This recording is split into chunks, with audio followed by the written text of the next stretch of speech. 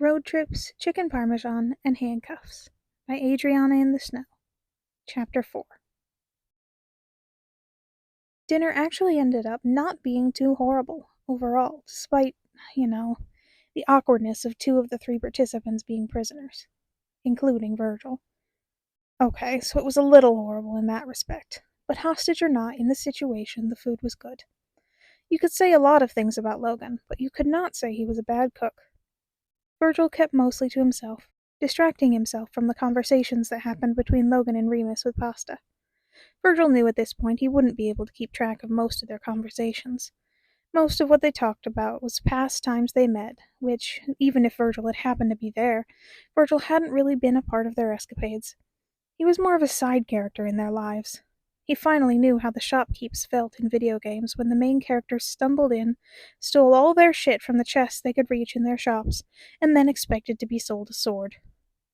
Their conversations were always filled with in-jokes, allusions to past events, and, in Remus's case, subtle flirting that went over Logan's head 75% of the time. It could be entertaining to try to follow when Virgil was in the mood, but he was not in the mood today. It was surprising how well they knew each other, how easy it was for them to talk when they were enemies. But since they constantly seemed to be either working together in a temporary truce or keeping one another prisoner, they'd managed to strike some sort of weird camaraderie. Virgil wondered idly if Remus now knew Logan better than Virgil did, despite Virgil having lived with him for years. After all, what did Virgil know about Logan? Virgil focused hard on scooping up leftover marinara sauce with garlic bread. He at least knew Logan could cook. Logan's cell phone rang suddenly, and he glanced at it. "I need to take this," he said, after reading what flashed across the screen. Virgil noticed Remus glancing over to look at the number. He was likely disappointed that instead of displaying a phone number to memorize, the number was saved under a contact that said, "Contact A2." Logan spared a glance at Remus, reaching over to restrain the hand he had let remain free to eat despite Remus's pout. "Stay," he said. Then he grabbed the phone and walked out of the front door, closing it firmly behind him. "Hey, Virgil," Remus said as soon as the door clicked shut. "No." Virgil did not take his eyes from his plate. "Come on," Remus whined. "Help a guy out." "Why should I?" he asked. "I mean," Remus pointed out, "technically, by not helping me, you're aiding and abetting a criminal." "You know what?" Virgil said. He fully contemplated laying his face in the leftover tomato sauce on his plate. "Whatever. Go ahead and ruin my life more than you already have." Silence. Virgil wasn't much of a drinker. His parents had died in a car crash, not caused completely by, but not helped by the fact that his father had been tipsy, and Logan was aware of that fact, which is why Virgil had been offered water instead of wine when they'd sat down. Now, Virgil reached over a hand to grab Logan's recently topped-off wine glass from in front of his plate, and downed the whole thing in one go. "Are you okay over there?" Remus asked. Virgil slowly turned to face him. Remus had an easy smile on his face, but his eyes were sharp and tracking Virgil like he thought he might snap. "Fair." Virgil threw one hand out, gesturing to the world around him. It was the only answer Remus was going to get to a stupid question like that. "Fair enough," he said. "Want to talk about it?" "What is there to talk about?" Virgil asked. Remus just shrugged and looked down at his plate. He frowned at it and his newly re-restrained hand. He leaned down and grabbed the end of a single noodle with his lips. He slurped it up with a noise that made Virgil's nose scrunch.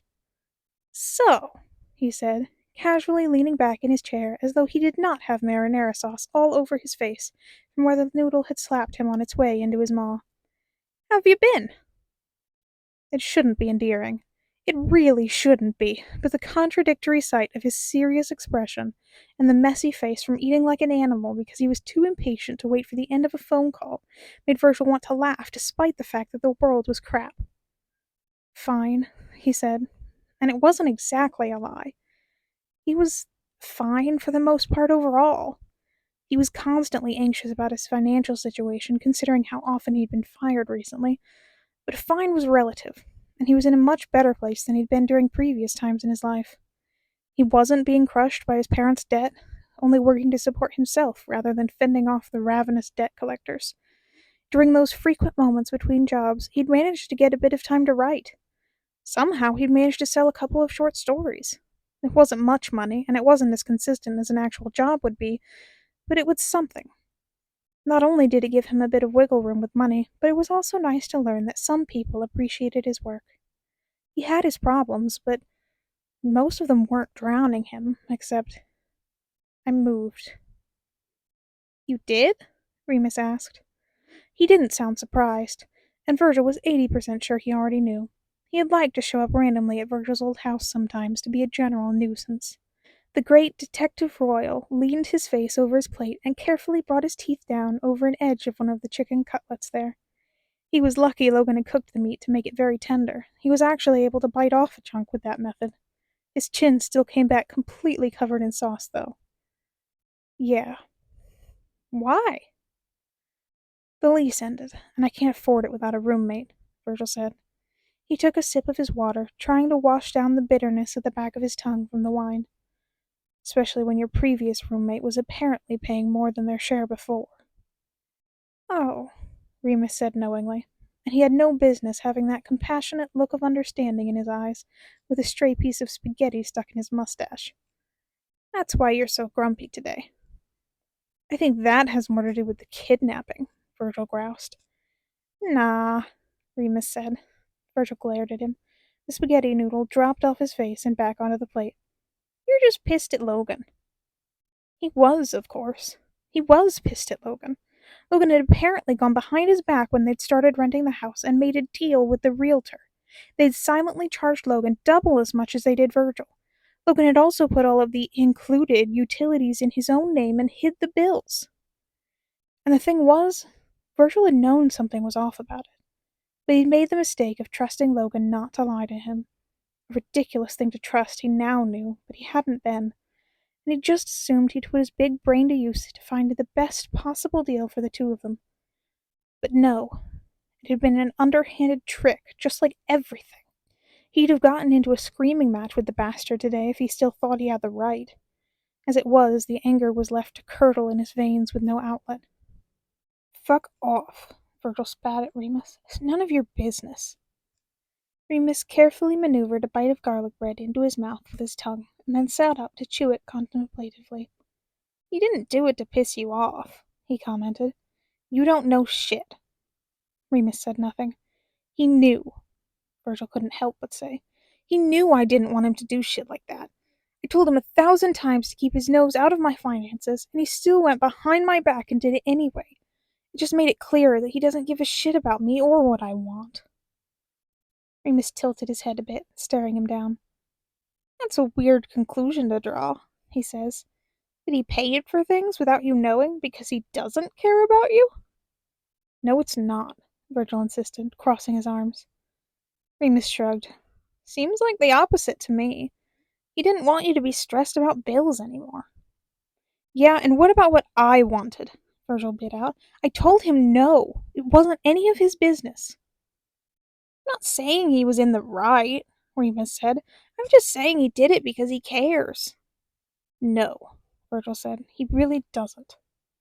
Remus rolled his eyes. You're both dense as hell, he muttered, and stubborn as fuck.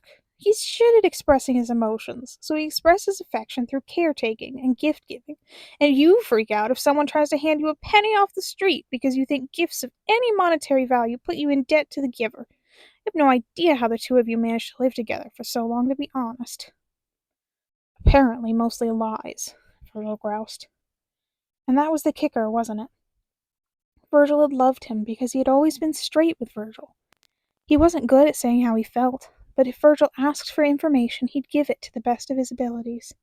He'd tell Virgil outright if a habit annoyed him, so then Virgil hadn't had to worry he was doing something annoying without realizing it. He'd tell him when he was spiraling or blowing a problem out of proportion. He'd been a fucking pillar of rationality for Virgil, a godsend, a beacon of truth. He'd also been lying to Virgil the entire time he'd known him. It wasn't all a lie, Remus told him. He did actually care about you. You're the only one who's ever truly known him, I think. But I didn't, Virgil said. Not really. Are you sure? Remus asked, as the front door opened once again.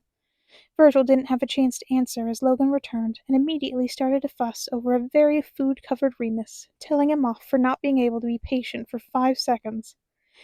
Remus met his eyes as Logan reached down to unhandcuff one of his arms and shoved wet paper towels into his hand. Was he sure? Virgil didn't know anymore.